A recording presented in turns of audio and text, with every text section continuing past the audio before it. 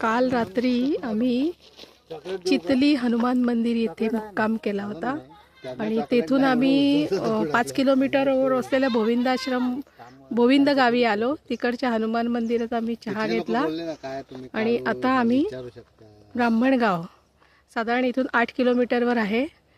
त्या गावात आम्ही आता दुपारच्या जेवणासाठी जाणार आहोत. आणि हा परिसर ऊसाची शेतं आहेत. उंटसुद्धा आहे मेन म्हणजे इकडे.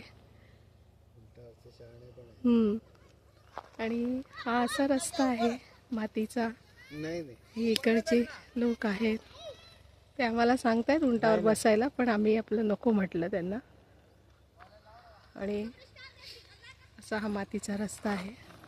बाजूनी शेतं आहेत आणि आमचे परिक्रमावासी थोडे आराम करण्यासाठी इथे बसलेत.